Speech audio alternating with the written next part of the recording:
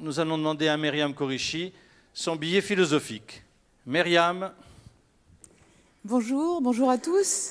Alors, j'ai voulu faire une introduction peut-être un petit peu carrée.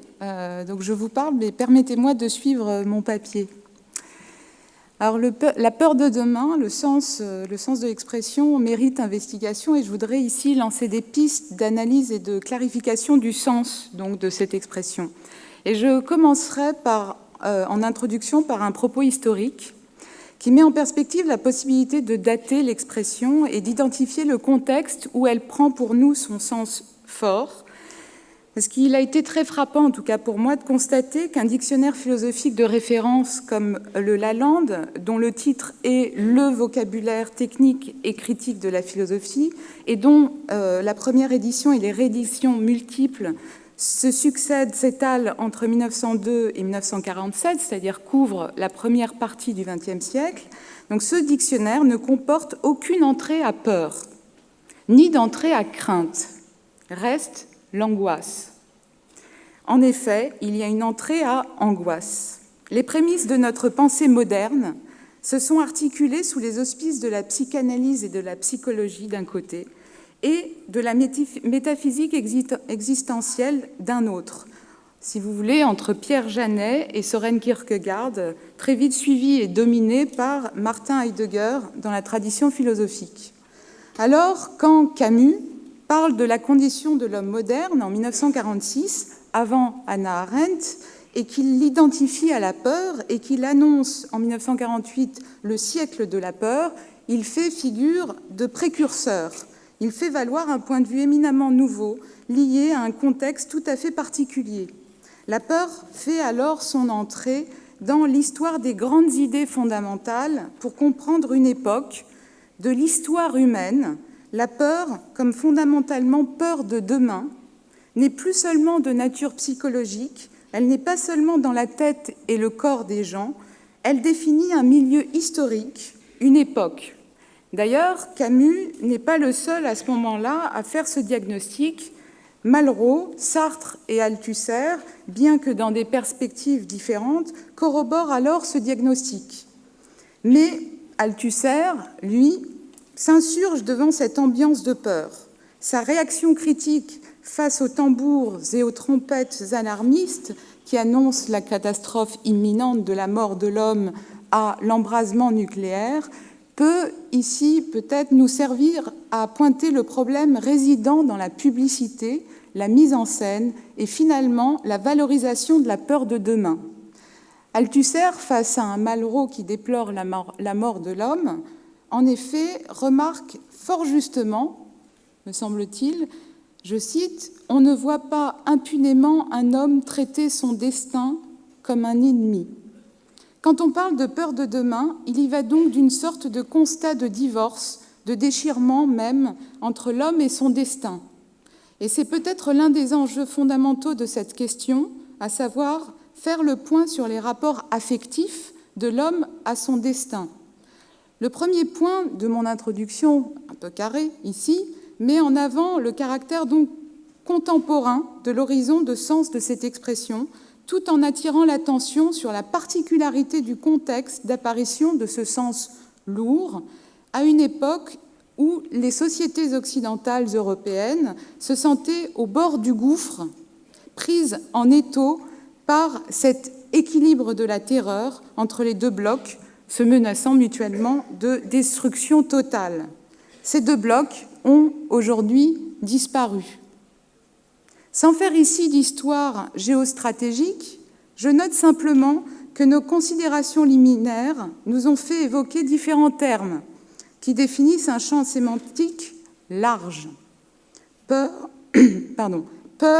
crainte, angoisse, terreur.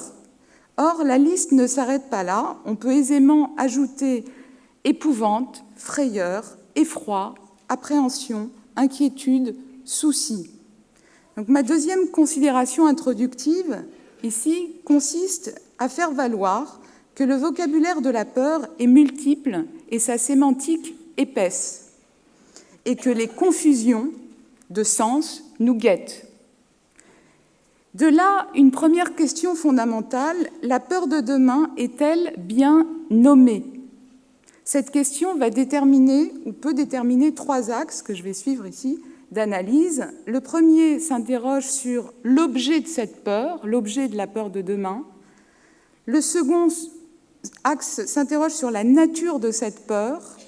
Et le troisième axe s'interroge sur sa valeur. Pour le premier point, commençons par constater que la peur de demain se dit en plusieurs sens. J'en distingue au moins 4.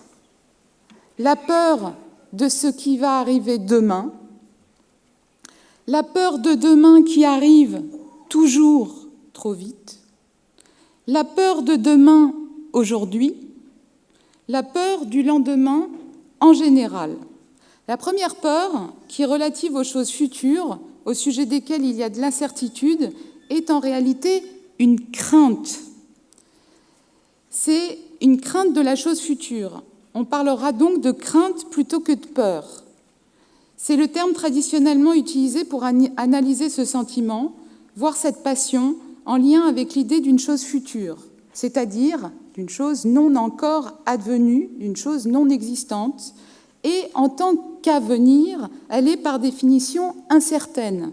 La caractéristique de la crainte, c'est donc que c'est un état affectif instable, elle ne va jamais sans son contraire, l'espoir.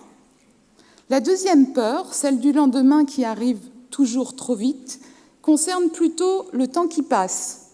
C'est le thème commun du temps qui passe et des sentiments que provoque cette représentation du temps comme un fleuve qui coule d'en arrière en avant, le temps se marquant par la succession inéluctable des instants qui divisent irrémédiablement le temps et notre vie, croit-on, entre un avant et un après. Et le sentiment qui domine alors est le sentiment du temps perdu. On aurait plutôt affaire ici à une tristesse accompagnant l'idée de temps qui passe, la nostalgie quand on se ressaisit du souvenir d'hier parce qu'on est déjà demain. En réalité, cette peur parle moins de demain que d'aujourd'hui qui fuit très vite et qui est déjà hier. Si cette peur est relative à la représentation globale de notre vie, alors on parlera plutôt de mélancolie. La troisième peur soulève la question de savoir si nous sommes dans un temps, une époque si particulière que demain nous fait peur en raison d'un présent particulièrement périlleux, comme il l'était dans l'immédiat après-Seconde Guerre mondiale. Ou bien, et c'est là la quatrième peur, la peur de demain est une appréhension du lendemain, en général, qui est fondamentalement inscrite dans la structure de notre temporalité, dans la structure de notre rapport au temps en général. Je veux dire qu'il est peut-être dans notre nature de se soucier du non encore advenu. En d'autres termes, la peur dont nous parlons peut être soit une peur particulière, circonstanciée, propre à une époque, soit un trait fondamental de notre rapport et ouverture au temps et des effets qu'il a sur nous et que nous avons sur lui. Peut-être y a-t-il un rapport fondamental entre la structure fondamentale du temps et la manière dont nous nous représentons demain, de sorte que la peur de demain, en tant que telle, est peut-être toujours une peur du lendemain. Cette remarque nous permet de nous éloigner de la réalité historico-socio-politique pour rester quelque temps encore à analyser les structures fondamentales de notre rapport au temps, de notre représentation du temps. C'est ainsi que la peur de demain, à proprement parler, et non pas la crainte précise de choses précises, futures, dépend elle-même du sens du mot « demain », et en ce sens, comme dans l'appréhension ou le souci, ou encore l'inquiétude, il s'agit d'une tonalité affective particulière qui colore la pensée et la représentation que nous nous faisons des choses. Alors, quelle est la nature de cette peur? L'objet de la peur de demain, ce qui a été défini précédemment, est une certaine représentation du temps, et non pas à proprement parler le futur ou l'avenir en tant que tel, parce que, comme le soulignait déjà Saint Augustin, je cite, en quelque sorte qu'arrive ce pressentiment des choses futures, on ne saurait voir que ce qui est, au présent. Or, ce qui est déjà n'est point à venir, mais présent, et ce qui est futur n'est point encore, c'est-à-dire n'est point du tout, et ce qui n'est point du tout ne peut pas effrayer en tant que tel, puisque ce n'est rien, c'est néant. Ce n'est pas le lendemain, en tant qu'il n'est pas là, qui fait peur. Ici, on peut s'aider de la logique paradoxale des philosophes qui permet d'inverser ce qui semble évident, mais qui en fait ne l'est pas. Ainsi, on peut soutenir avec Spinoza, de manière tout à fait générale, inversant la logique commune, que ce n'est pas parce que quelque chose est mauvaise que nous l'avons en haine, mais c'est parce que nous l'avons en haine que nous disons que cette chose est mauvaise. Alors, de la même manière, on peut inverser la logique apparente de la peur et dire « ce n'est pas parce que la chose est redoutable, analysée et identifiée comme telle, que nous la redoutons, mais c'est bien plutôt la peur qui la fait redoutable. » Quand nous avons peur, nous sommes affectés, et c'est là la nature de la peur, nous sommes affectés d'un état particulier car il s'agit d'une modification de notre sensibilité qu'accompagne une représentation mentale. Alors que dit-on quand on dit « peur de demain » ? Comment le demain, en tant que non-advenu, peut nous affecter maintenant ? En bonne logique, il ne le peut pas. Alors qu'est-ce qui nous affecte quand on a peur de demain ? Qu'est-ce que dévoile cette peur sur notre structure mentale et corporelle fondamentale, atavique peut-être ? Eh bien, la vulnérabilité de l'existence présente. Ce qui nous affecte, c'est le monde présent, environnant, comme nous débordant fondamentalement, quantitativement, nous sommes surpassés par définition par le monde. En quoi la dimension, ou plutôt l'idée du futur, intervient-elle donc ici ? Elle paraît construite par l'élément affectif lui-même. L'objet est construit par l'affect. On se représente d'une certaine manière le lendemain parce que l'on est animé d'un affect de peur. La peur produit son objet. Si la peur produit la représentation du lendemain, alors il s'agit bien d'affirmer que ce n'est pas le lendemain qui est la cause de la peur. Quelle est donc la cause de la peur de demain ? C'est ce qui nous est apparu, c'est l'inscription de notre être nécessairement fini et limité dans un environnement qui le surpasse infiniment. Et je finirai par mon troisième axe d'analyse, la valeur. Quelle est la valeur de cette peur du lendemain, étant donné ce que nous venons de dire sur sa nature, à savoir que c'est une affection présente ? Lançons pour finir donc la piste de l'examen d'un caractère heuristique de la peur de demain, c'est-à-dire l'hypothèse selon laquelle cet affect pourrait nous mettre sur la voie de la prudence par rapport à une situation potentiellement périlleuse. La question examinée ici est celle de la rationalité d'une telle peur et qui constituerait sa valeur.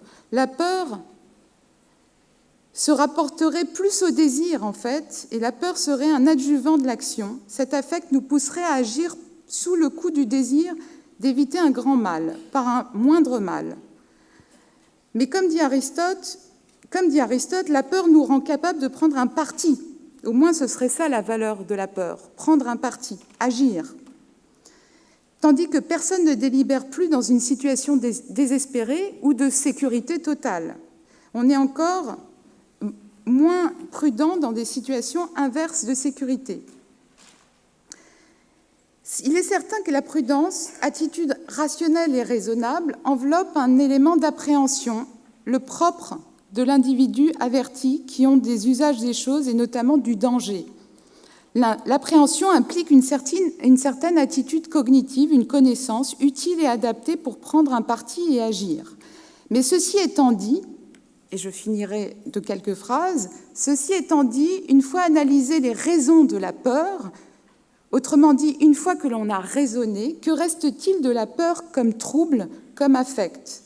Il semblerait que l'on ait ici affaire à un cercle. La peur n'est rationnelle que si c'est une marque de prudence et qu'elle ne vaut que par ses raisons. Hors de ces raisons, la peur, comme trouble, comme sentiment, que vaut-elle ? On peut mettre en question, donc pour finir, les raisons de la peur considérées comme telles, comme un trouble de l'affectivité, c'est-à-dire non raisonné. Et l'on rejoindrait ici l'antique maxime stoïcienne, que le futur ne te trouble pas. Cette maxime est loin d'être un vœu pieux, car elle est fondée en raison, car des mots futurs ne sont pas des mots.